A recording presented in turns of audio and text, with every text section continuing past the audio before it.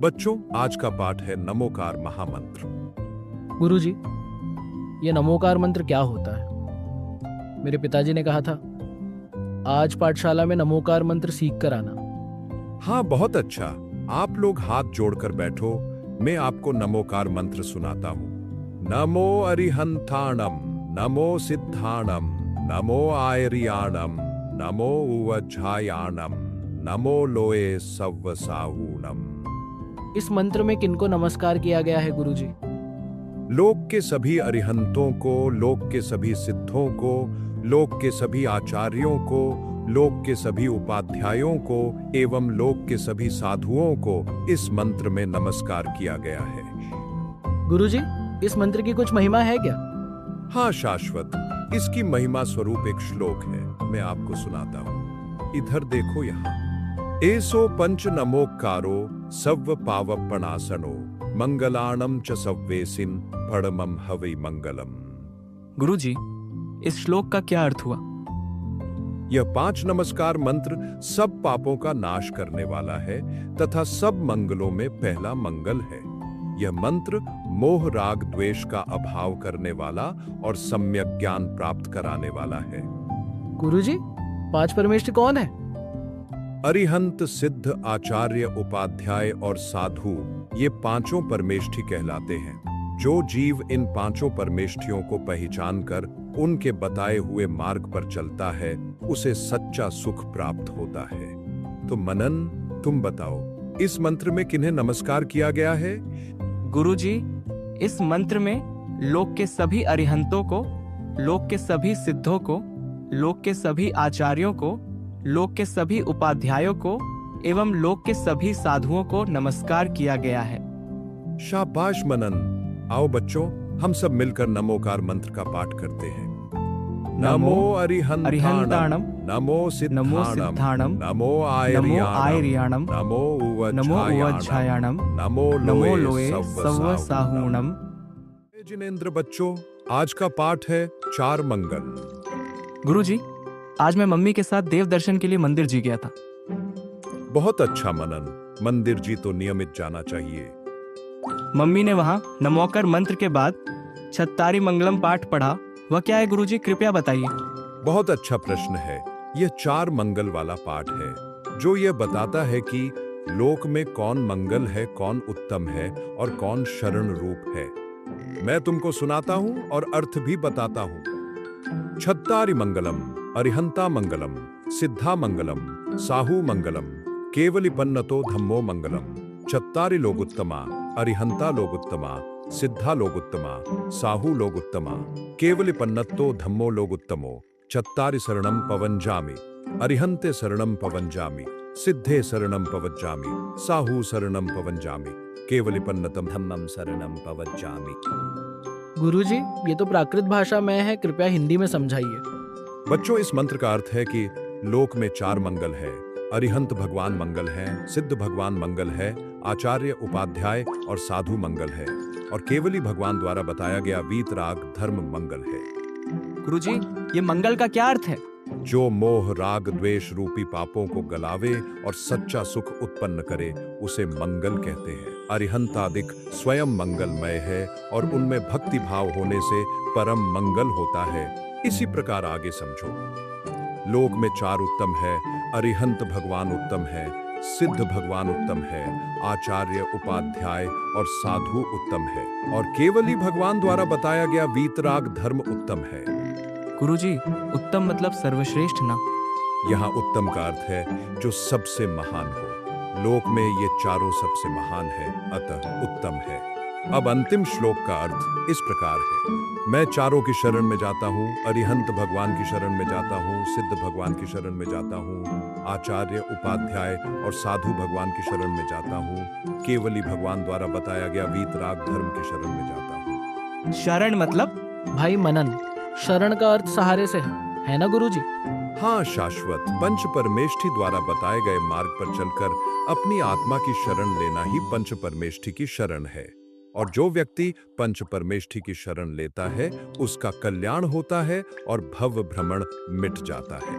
तो बच्चों, समझ गए ना 4 मंगल पाठ का अर्थ? जी गुरुजी। गुरुजी। चलो हम सब मिलकर इसका पाठ करते हैं। छत्तारि मंगलम, अरिहंता मंगलम, सिद्धा मंगलम, साहू मंगलम, केवलिपन्नतो धम्मो मंगलम। छत्तारि लोगुत्तमा, अरिहंता लोगुत्तमा, सिद्धा लोगुत्तमा, साहू लोगुत्तमा, केवलिपन्नतो धम्मो लोगुत्तमो। छत्तारि शरणम पवंजामि, अरिहंते शरणम पवंजामि, सिद्धे शरणम पवज्जामि, साहू शरणम पवंजामि, केवलिपन्नतम धम्मम शरणम पवज्जामि।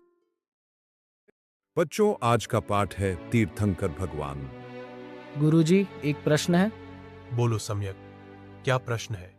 गुरुजी, बाहुबली क्या भगवान नहीं है? हाँ हाँ, क्यों नहीं है?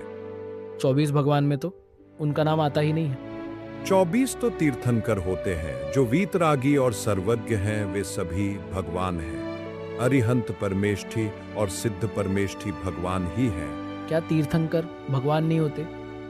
तीर्थंकर तो भगवान होते ही हैं, पर साथ ही जो तीर्थंकर न हो, वीतरागी और पूर्ण ज्ञानी हो, वे अरिहंत और सिद्ध भी भगवान हैं। तीर्थंकर किसे कहते हैं? जो धर्म गति का उपदेश देते हैं, संव शरण आदि विभूतियों से युक्त होते हैं, और जिनको तीर्थंकर नाम कर्म नाम का महापुण्योदय होता है, उन्हें तीर्थंकर कहते हैं, और वे 24 ही होते हैं। कृपया 24 तीर्थंकर के नाम बताएं। ये देखो इधर, सभी 24 तीर्थंकर के नाम हैं। आदिनाथ, अजितनाथ, संभवनाथ, अभिनंदननाथ, सुमतिनाथ, पद्मप्रभ, सुपार्श्वनाथ, चंद्रप्रभ, पुष्पदंत, शीतलनाथ, श्रेयांसनाथ, वासुपूज्य, विमलनाथ, अनंतनाथ, धर्मनाथ, शांतिनाथ, कुंथुनाथ, अर्हनाथ, मल्लिनाथ, मुनिसुव्रत, नामीनाथ, नेमिनाथ, पार्श्वनाथ एवं महावीर स्वामी। इनको तो याद रखना मुश्किल है। मुश्किल नहीं है, हम तुम्हें एक छंद सुनाते हैं, याद कर लेना, फिर याद रखने में सरलता होगी। वृषभ अजित संभव अभिनंदन, सुमति पदम सुपार्श्व जिन राय, चंद्र पहुप शीतल श्रेयांश जिन, वासुपूज्य पूजित सुर राय, विमल अनंत धर्म जस उज्ज्वल, शांति कुंथु अर मल्लि मनाए, मुनि सुव्रत नमि नेमि पार्श्व प्रभु, वर्धमान पद शीश नवाए। गुरुजी, इनके जानने से क्या लाभ है? इनके उपदेश को समझकर उस पर चलने से हम सब भी भगवान बन सकते हैं। आओ बच्चों, हम सब संकल्प लें, हम सब भगवान बनेंगे। हम सब भगवान बनेंगे। हम सब भगवान बनेंगे। अरे जिनेश भैया, आप कहाँ जा रहे हो? मंदिर जी, जिनेंद्र भगवान के दर्शन करने। भैया मैं भी चलता हूँ आपके साथ। अच्छा चलो, पर पहले अपने चमड़े की बेल्ट और जूते तो खोल कर आओ। तुम्हें पता नहीं, मंदिर में चमड़े से बनी वस्तुएं लेकर नहीं जाना चाहिए। अच्छा भैया, मैं अभी खोल देता हूँ। अरे भाई, कहाँ चले जा रहे हो? चप्पल तो यही खोल दो। मंदिर के अंदर चप्पल जूते पहने हुए नहीं जाते।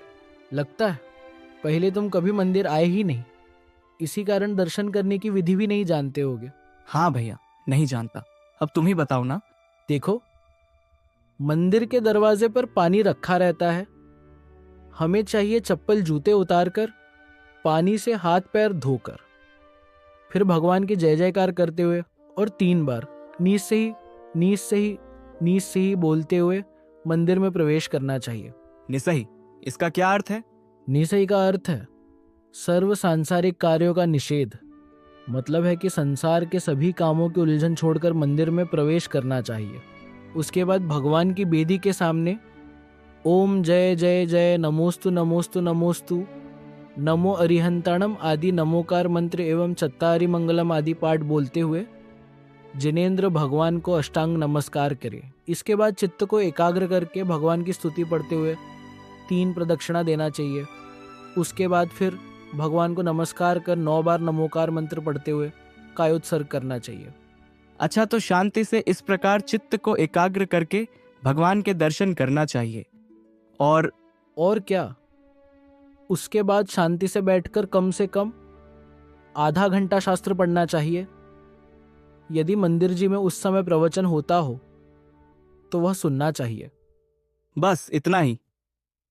बस क्या, जो शास्त्र में पढ़ा हो अथवा प्रवचन में सुना हो उसे थोड़ी देर बैठकर मनन करना चाहिए और सोचना चाहिए कि मैं कौन हूं, भगवान कौन है, मैं स्वयं भगवान कैसे बन सकता हूं, आदि आदि। भैया इन सब से क्या लाभ होगा? इससे आत्मा में शांति प्राप्त होती है, परिणामों में निर्मलता आती है, मंदिर में आत्मा की चर्चा होती है, जिससे यदि हम आत्मा को समझकर उसमें ही लीन हो जावे तो हम भी परमात्मा बन सकते हैं।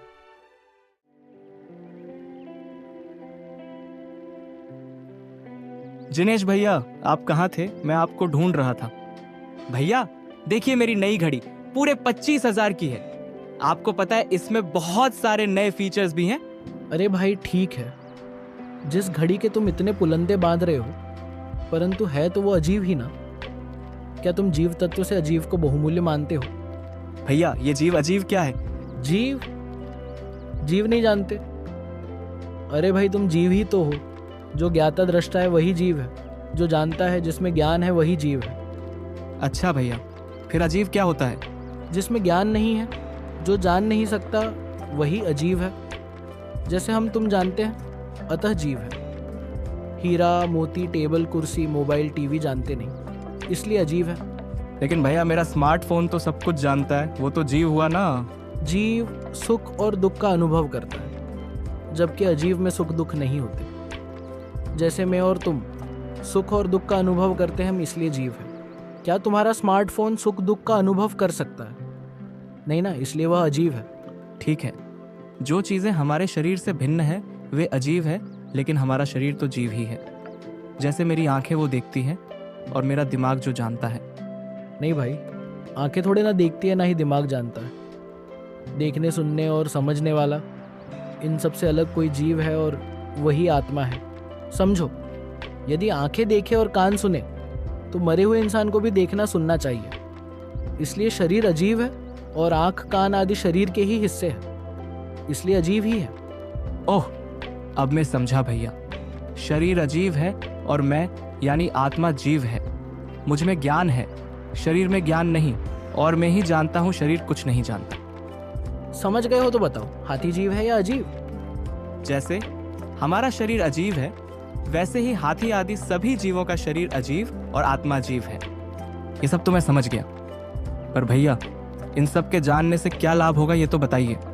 इन सब को जाने बिना आत्मा की सच्ची पहचान नहीं हो सकती, और आत्मा की पहचान बिना सच्चा सुख नहीं मिल सकता। जबकि हमें तो सुखी ही होना है, इसलिए इसका ज्ञान करना भी आवश्यक है। जीव अजीव का ज्ञान कर हम स्वयं भगवान बन सकते हैं। रमेश, लाओ अपनी पुस्तक दिखाओ, मैं जांच देता हूं। अरे रमेश, तुम्हारे नाखून कितने गंदे हैं, तुम कितने दिनों से नहीं नहाए? पर गुरुजी, मैं तो रोज नहाता हूँ। रोज नहाने वालों के हाथ पैर इतने गंदे नहीं होते हैं। हो सकता है तुम रोज नहाते हो, पर 2 लोटे पानी सिर पर डाल लेना ही नहाना नहीं होता।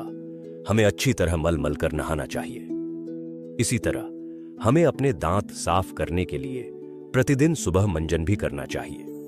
जो बच्चे मंजन नहीं करते, उनके मुंह से बदबू आती है और उनके दांत कमजोर होकर गिर जाते हैं।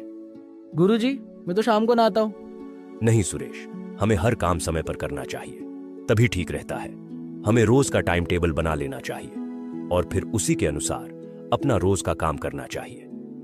गुरुजी, आप ही हमारा दिनचर्या बना दीजिए ना, हम आज से उसी के अनुसार काम करेंगे। हर बच्चे को चाहिए कि वह सुबह होने पर बिस्तर छोड़ दे, सबसे पहले 9 बार नमोकार मंत्र का जाप करे, फिर थोड़ी देर आत्मा के स्वरूप का विचार कर मन को शुद्ध करे। क्या मन भी अशुद्ध होता है? हाँ सुरेश, जिस तरह बाहर की गंदगी हमारे शरीर को गंदा कर देती है, उसी प्रकार मोह राग द्वेष आदि विकारी भावों से हमारा मन यानी कि आत्मा गंदा हो जाता है।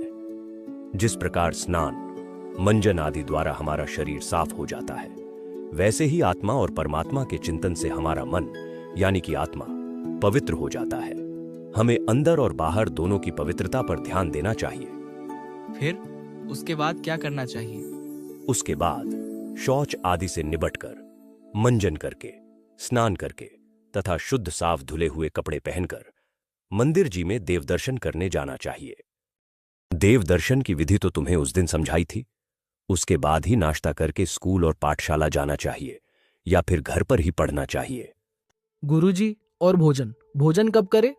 हाँ सुरेश, भोजन भी प्रतिदिन यथा समय 10 से 11 बजे तक शांतिपूर्वक करना चाहिए। शाम को दिन छिपने से पहले ही भोजन से निवृत्त हो जाना चाहिए। रात को भोजन कभी नहीं करना चाहिए। और इसी प्रकार रात को भी जब तक तुम्हारा मन लगे 8 से 9 बजे तक अपना पाठ याद करना चाहिए और उसके बाद आत्मा और परमात्मा का स्मरण करते हुए साफ बिस्तर पर शांति से सो जाना चाहिए। आज से हम आपकी बताई हुई दिनचर्या के अनुसार ही चलेंगे और शरीर की सफाई के साथ ही आत्मा की पवित्रता का भी ध्यान रखेंगे। माँ, घर चलो ना। हाँ स्नेहा, चलती हूँ। पहले भक्तांबर जी का पाठ तो कर लूं। भक्तांबर जी, ये क्या है माँ? भक्तांबर स्तोत्र एक स्तुति का नाम है जिसमें भगवान आदिनाथ की स्तुति की गई है। आदिनाथ कौन थे? हजारों लोग प्रतिदिन उनकी स्तुति क्यों करते हैं? वे भगवान थे। वे दुनिया की सब बातों को जानते थे तथा उनके मोह, राग, द्वेष नष्ट हो चुके थे, इसलिए परम सुखी थे। क्या वे जन्म से ही वीतरागी सर्वज्ञ थे? और उनका जन्म कहाँ हुआ था? नहीं स्नेहा, उन्होंने वीतरागता और सर्वज्ञता पुरुषार्थ से प्राप्त की थी और उनका जन्म अयोध्या नगरी के राजा नाभिराय के यहाँ हुआ था तथा उनकी माता का नाम मरुदेवी था। पर माँ, वे तो राजकुमार थे, क्या उन्होंने राजपाट नहीं किया था? क्यों नहीं, उन्होंने राज्य भी किया और शादी भी की। उनकी 2 शादियां हुई थी। पहली पत्नी का नाम नंदा, जिनसे भरत चक्रवर्ती आदि 100 पुत्र और ब्राह्मी नामक पुत्री हुई, जबकि दूसरी पत्नी सुनंदा के पुत्र बाहुबली और सुंदरी नामक पुत्री हुई। अच्छा माँ, भरत और बाहुबली आदिनाथ भगवान के ही पुत्र थे?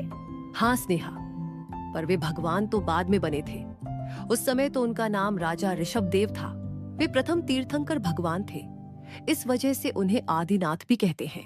एक दिन राजा ऋषभदेव अपनी सभा में बैठे नीलांजना का नृत्य देख रहे थे।